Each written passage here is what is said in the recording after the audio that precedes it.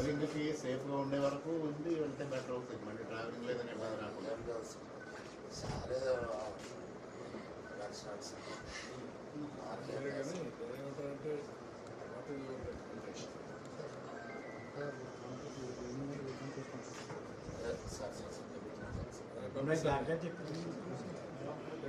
ఒకవేళ ఏదైనా కానీ మనం అంబులెన్స్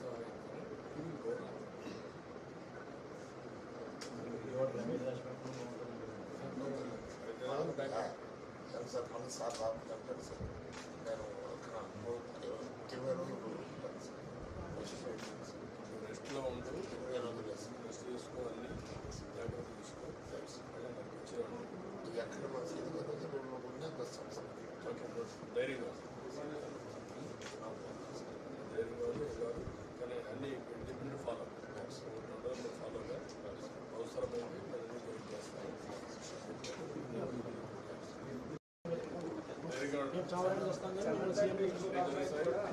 సార్ నేను కొడవలతో బిల్లి మీద రావాలి సార్. కానీ ఏం లేకుండా సార్ మీరు సార్ నువ్వు ఎక్కడమ్మా ఎట్లా బిల్లు పెడితే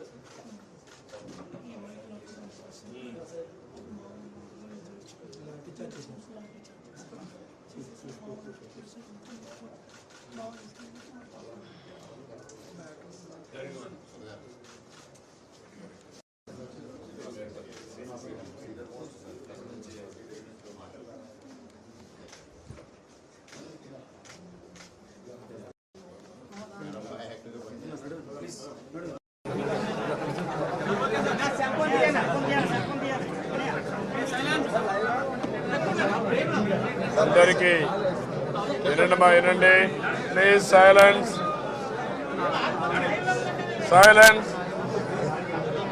అందరికీ నమస్కారాలు.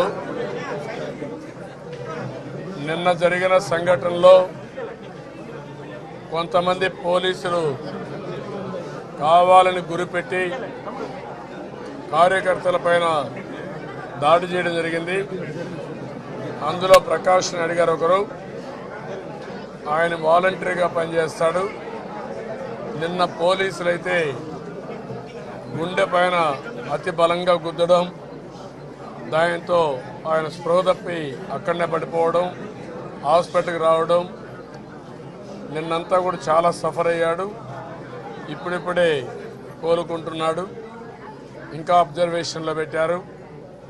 ఆయన తొందరగా కోలుకోవాలని భగవంతుని ప్రార్థిస్తున్నా. ఆయనే కాకుండా ఇంకా చాలామంది గాయాలైనాయి. ఈ అమానుష చర్యల్ని తీవ్రంగా ఖండిస్తున్నా, గర్హిస్తున్నా. అదే సమయంలో నిన్నొక కాల్ కూడా ఇచ్చాను. సహాయ నిరాకరణ దండి మార్చ్ టైపులో అనపర్తి మార్చ్ జరిగింది. ముందు రోజు మాకు పర్మిషన్ ఇచ్చి ఉన్న పళంగా ఏదైతే సైకో ముఖ్యమంత్రి ఫోన్ చేసి ఒత్తిడి తీసుకొస్తే దాన్ని క్యాన్సిల్ చేశామని చెప్పి కథలు మాట్లాడే పరిస్థితికి వచ్చారు. జగ్గంపేటలో పెద్దాపురం లేని ఆంక్షలు ఇక్కడ ఎందుకు వచ్చాయి అంటే మీ ఇష్ట ప్రకారం ప్రజల్లో ఒక చైతన్యం చూశారు, మీ మీద వ్యతిరేకత చూస్తున్నారు. పెద్ద ఎత్తున ప్రజలైతే స్పందిస్తున్నారు. అది చూసిన తర్వాత భయపడిపోయి మీ ఇష్ట ప్రకారం మీటింగ్లే డిస్టర్బ్ చేయాలి, ఏదైతే ప్రజాస్వామ్యాన్ని కూని చేయాలి, చట్ట వ్యతిరేకంగా పనిచేయాలని పోలీసుల్ని పురుకొల్పి పంపించే పరిస్థితి వస్తూ ఉంది. నేను ఒకటే పోలీసులకు చెప్తున్నాను, చట్ట వ్యతిరేక కార్యక్రమాలకి మీరు సహకరించద్దండి. చట్ట ప్రకారం పనిచేయండి.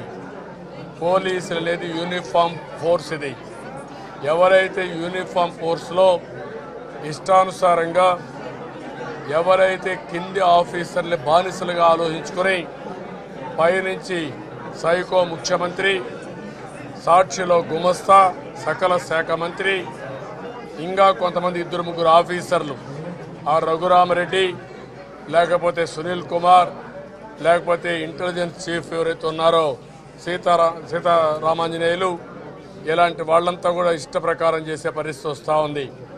నేను ఒకటే చెప్తున్నా, ప్రజాస్వామ్యం ఇది. ఆ రోజు బ్రిటిష్ వాళ్ళపైన మహాత్మా గాంధీ దండి మార్చ్ ప్రారంభించారు. ఈరోజు మనం మన పోలీసులు, మన రాష్ట్ర పోలీసులు, లేకపోతే ఇక్కడ ఈ రాష్ట్రంలో పుట్టిన వాళ్ళు, వీళ్ళు కూడా ఇలాంటి కార్యక్రమాలు చేయడం చాలా దుర్మార్గం.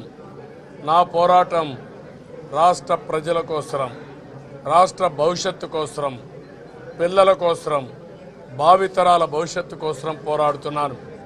రాష్ట్రాన్ని సర్వనాశనం చేసి ఈరోజు సమాజంలో ప్రతి ఒక్కరు కూడా చాలా సఫర్ అయ్యే పరిస్థితికి వచ్చారు, బాధలు పడే పరిస్థితికి వచ్చారు, ఆర్థికంగా చితికిపోయారు.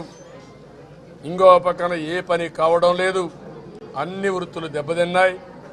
ప్రతి ఒక్కరు కూడా భయభ్రాంతులు అయిపోతే ఈరోజు మళ్ళీ వాళ్ళపైన ఒత్తిడి పెంచి ఒక ఫియర్ సైకో క్రియేట్ చేసే పరిస్థితికి వచ్చారు.